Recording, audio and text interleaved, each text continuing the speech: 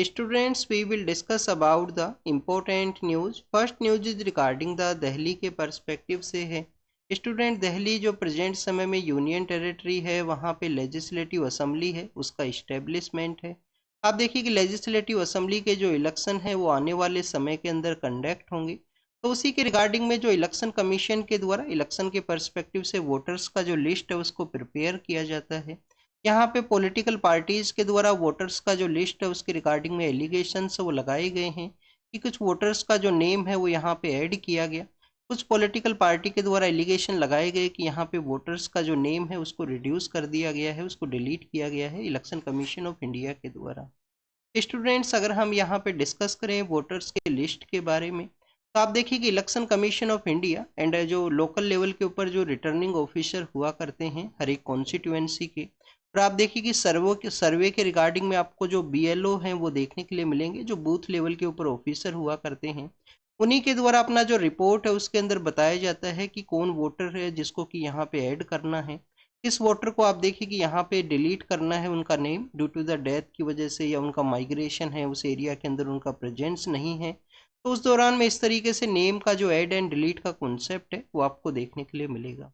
Next अगर हम discuss करें स्टूडेंट्स यूनियन टेरिटरी का जो लेजिस्लेटिव असेंबली का कॉन्सेप्ट है उसके बारे में, तो आप देखिए कि हमारे यहाँ पे प्रेजेंट समय में 3 यूनियन टेरिटरीज हैं जहाँ पे आपको लेजिस्लेटिव असेंबली का जो इस्टेब्लिशमेंट है वो आपको देखने के लिए मिलेगा।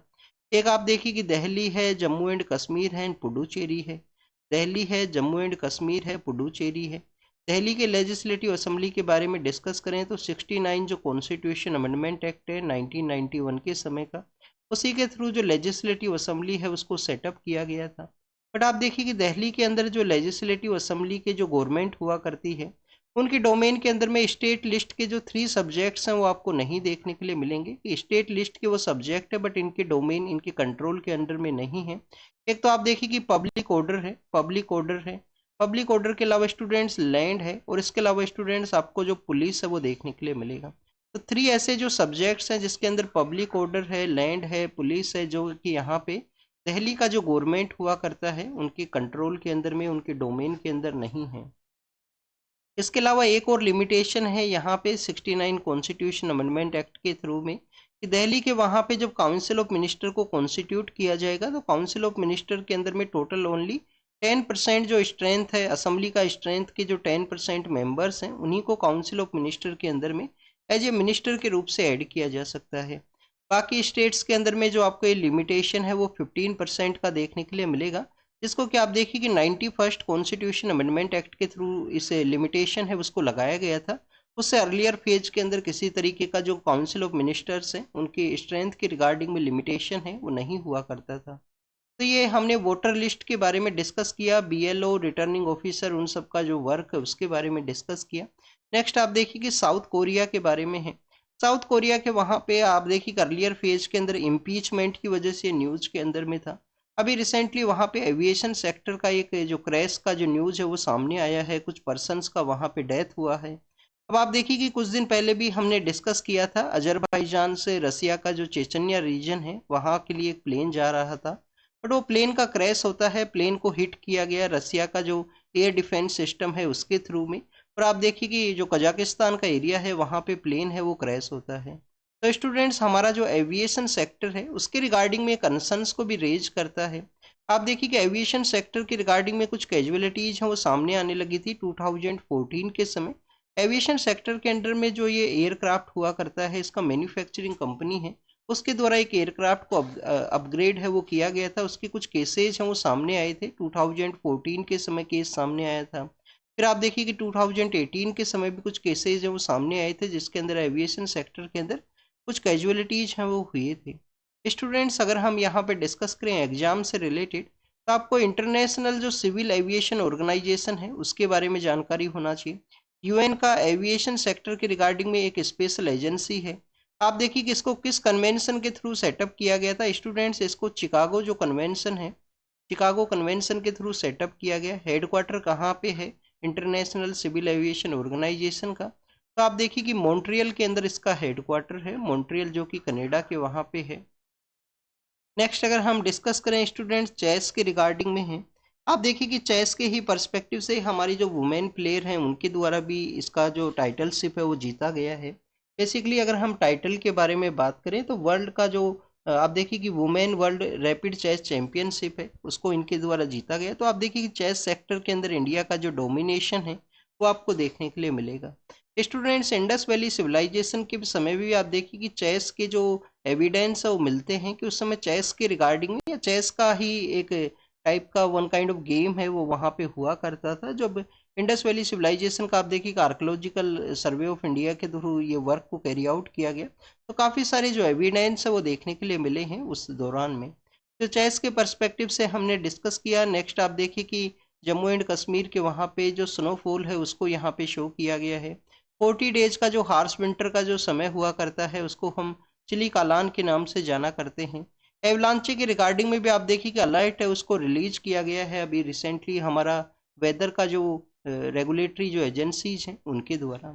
नेक्स्ट अगर हम डिस्कस करें स्टूडेंट्स, वन टाइग्रस के बारे में है। आप देखिए कि इनको टाडोबा से लाया गया था। टाडोबा कहाँ पे है? महाराष्ट्र के वहाँ पे।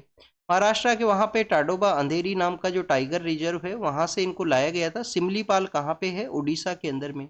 तो उड़ीसा के सिमलीपाल के अंदर लाया गया। बट आप देखिए कि वो अपना जो जिस एरिया के अंदर इनको रिलीज किया गया वहां से एस्केप करते हैं। एस्केप करने के बाद में इनका जो मूवमेंट है वो आपको झारखंड के वहां पे देखने के लिए मिलेगा। झारखंड के बाद में आप देखिए कि वेस्ट बंगाल के वहां पे अपना जो मूवमेंट है वो कैरी आउट किया गया। बेसिकली वो उस तरीके से एरिया है वहां पे झारखंड का भी बाउंड्री है, वेस्ट बंगाल का भी बाउंड्री है और उड़ीसा का जो सिमलीपाल का जो रिजर्व जहाँ पे सिचुएटेड है। तो स्टूडेंट्स, काफी दिनों के बाद में आफ्टर द वीक्स के बाद में आप देखिए कि जो टाइगर है उसको यहाँ पे ट्रैंकुलाइज किया गया है, उसको बेसिकली आप देखिए कि कैप्चर कर लिया गया है। स्टूडेंट्स, लास्ट ईयर भी दिसंबर जनवरी के समय में इस तरीके से जो न्यूज़ है वो सामने आया था कि जो सरिस्का है राजस्थान के अंदर, सरिस्का जो टाइगर रिजर्व का एरिया है वहाँ से एक टाइगर ने अपना जो टेरिटरी है उसको एस्केप किया कंप्लीटली उस रिजर्व के टेरिटरी को। और आप देखिए कि उसके बाद में न्यू टेरिटरी का जो तलाश है उसके लिए वो सदर्न पार्ट ऑफ हरियाणा है, दिल्ली का जो आउटस्कर्ट्स का एरिया है वहाँ तक उसके द्वारा विजिट किया गया था। तो इस तरीके के जो इंसिडेंट्स हैं वो क्यों सामने आते हैं? आप देखिए कि जो टाइगर्स हैं उनके द्वारा उनका एक टेरिटरी का जो एरिया है वो हुआ करता है, उनका एक टेरिटरी का एरिया हुआ करता है।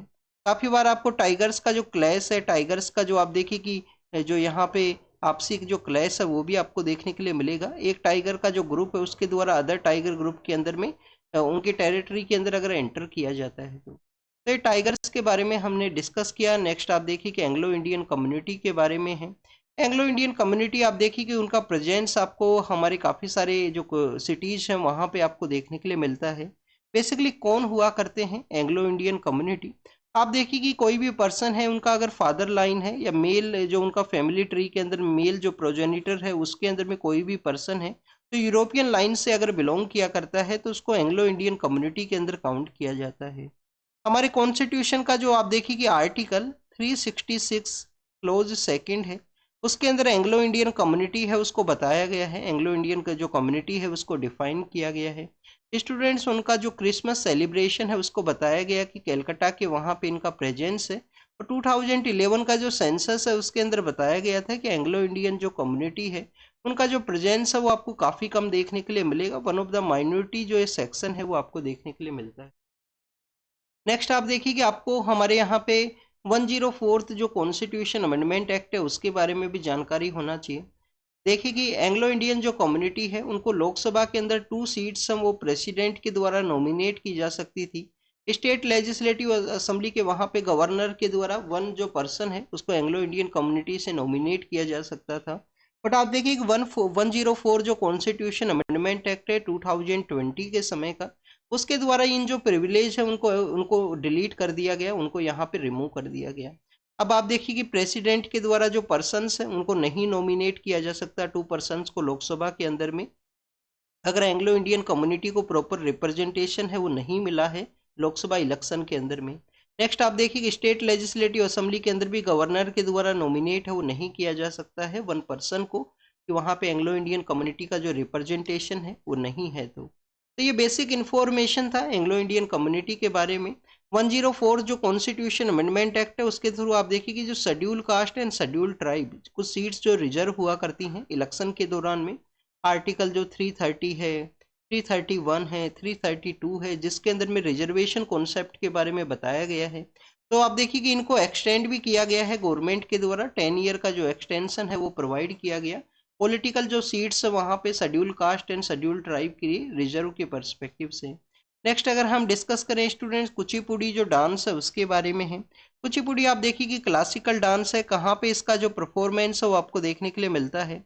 आप देखिए कि आंध्र प्रदेश का जो एरिया है वहाँ पे जो परफॉर्मेंस है उसको कैरी किया जाता है। अभी कुचिपुड़ी के रिगार्डिंग में एक इंटरनेशनल डांस का जो कांग्रेस है उसको ऑर्गेनाइज किया जाएगा, जिसको कि आप देखिए कि ब्रह्मांजलि का नाम दिया गया है। ब्रह्मांजलि बेसिकली आप देखिए कि इंटरनेशनल जो डांस का एक कांग्रेस है। तो कुचिपुड़ी के जो डांसर्स हैं उनके द्वारा पार्टिसिपेट किया गया है, उसके रिगार्डिंग में जो प्रैक्टिस है उसको कैरी किया गया। डांस के रिगार्डिंग में अगर हम डिस्कस करें तो हमारे जो काफ़ी सारे जो लिटरेचर है उसके अंदर भी इस डांस का जो मेंशन है वो आपको देखने के लिए मिलेगा। इंडिया का one of the classical dance है कुचिपुड़ी। इसके अलावा आप देखिए कि यहाँ पे जो नृत्य है, नृत्य के अलावा नृत्य है और जो नाट्य है, इन थ्री कॉन्सेप्ट का जो मिक्सचर है वो आपको इस कुचिपुड़ी डांस के अंदर में देखने के लिए मिलता है। नेक्स्ट अगर हम बात करें स्टूडेंट्स, इडुक्की का जो एरिया है, आप देखिए कि इडुक्की तो बेसिकली काफ़ी ज़्यादा फेमस भी है। इडुक्की जो वहाँ पे आपको, तो इडुक्की जो नेशनल पार्क है जहाँ पे आप देखिए कि नीलगिरी तहर आपको देखने के लिए मिलता है। तो इडुक्की के वहाँ पे एक चर्च है, इडुक्की के वहाँ पे एक चर्च है। चर्च के अंदर में बेसिकली जो कॉफ़ी ट्री है वो आप देखिए कि चर्च से भी ओल्ड जो कॉफ़ी ट्री है उसको बताया गया है, 150 ईयर उसका एज है।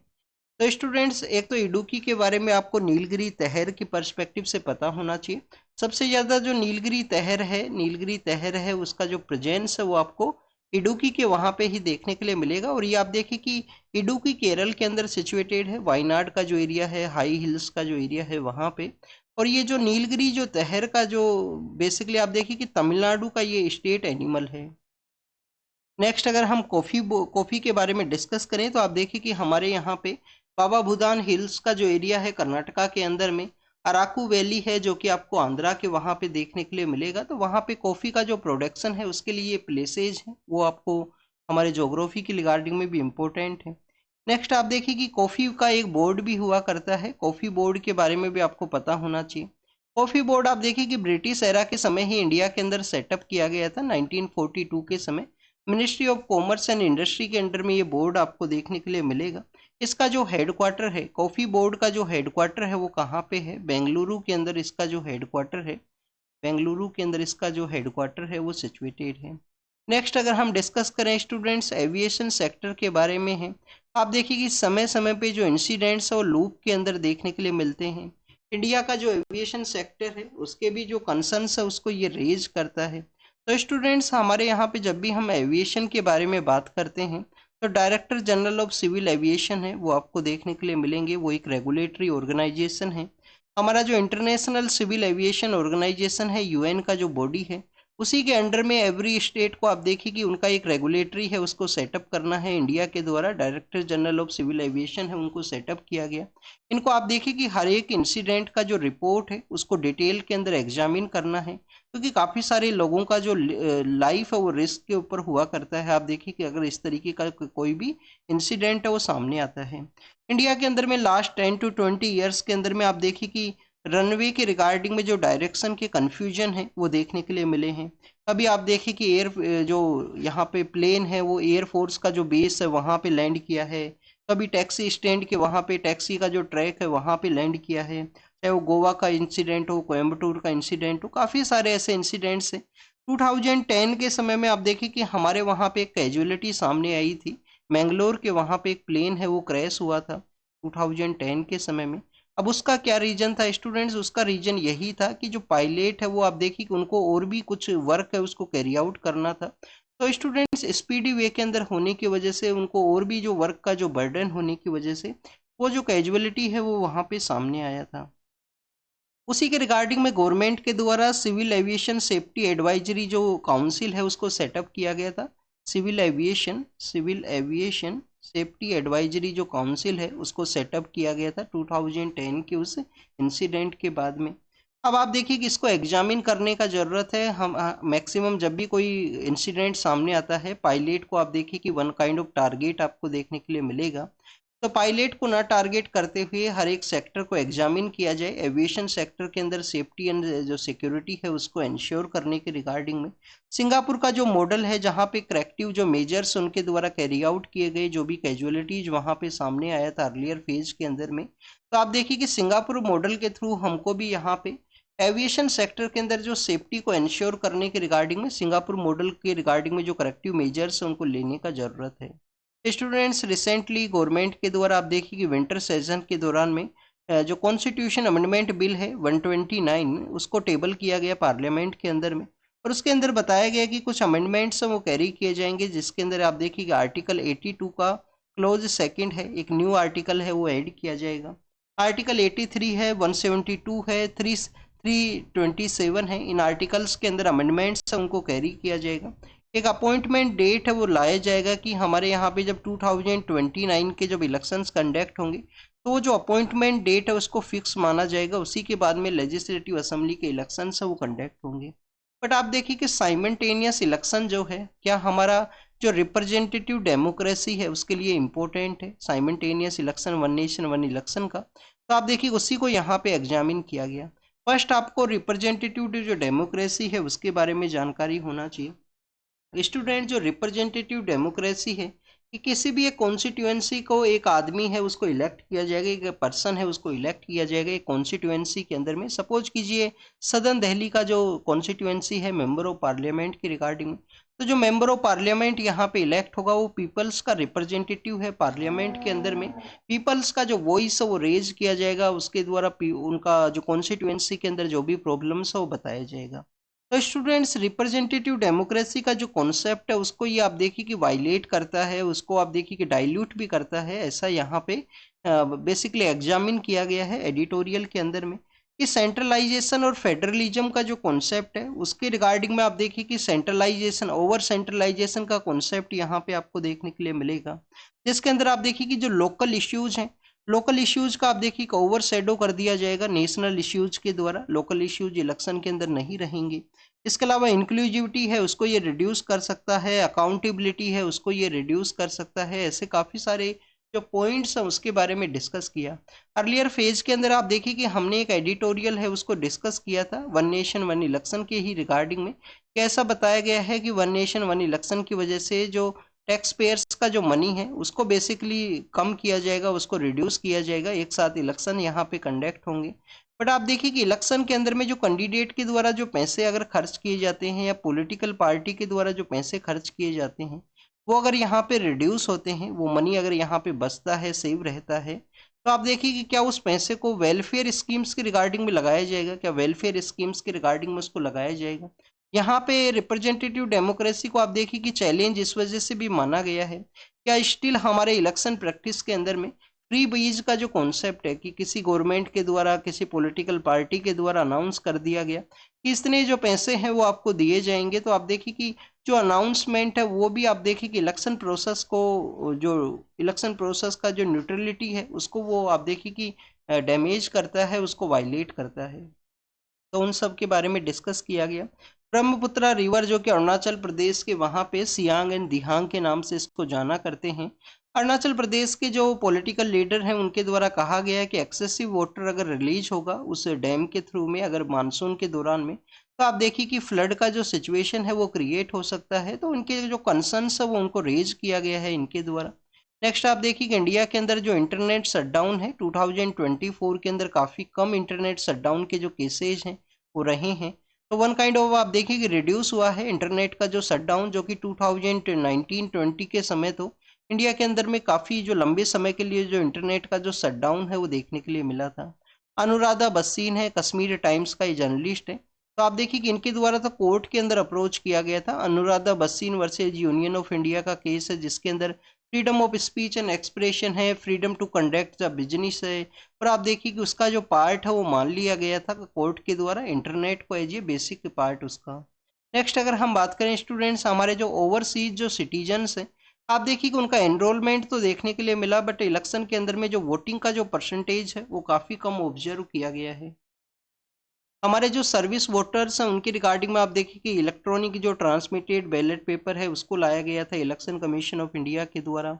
ओवरसीज सिटीजन्स का एक प्रॉक्सी वोटिंग का जो कॉन्सेप्ट है वो हुआ करता था 2018 के समय, वो पार्लियामेंट के अंदर प्रपोज भी किया गया था कि एक प्रॉक्सी एजेंट है वो उनके द्वारा बताया जाए, उसके द्वारा उनका वोट है वो डाल दिया जाए यहाँ पे इंडिया के अंदर में। तो बेसिकली आप देखिए कि वोटर्स का जो टर्न आउट है ओवरसीज वोटर्स का वो काफ़ी कम रहा है इलेक्शन प्रोसेस के अंदर में। पीएम इंटर्नशिप स्कीम जो आप देखिए कि लॉन्च किया गया है हमारे यहाँ पे जो स्टूडेंट्स हैं उनको इंटर्नशिप जो यहाँ पे आप देखिए कि जो कॉरपोरेट सेक्टर्स हैं, जो कंपनीज है उसके अंदर इंटर्नशिप उनके द्वारा कैरी आउट किया जाएगा।